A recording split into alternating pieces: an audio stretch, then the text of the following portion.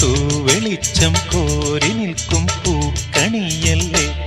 ആകാശം താഴുന്നു, നീഹാരം തൂകുന്നു, കതിരൊളികൾ പടരുന്നു, ഇരുളലകൾ അകലുന്നു.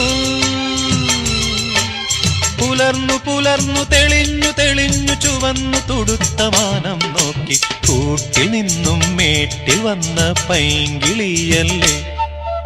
തൂവെളിച്ചം കോരി നിൽക്കും പൂക്കണിയല്ലേ.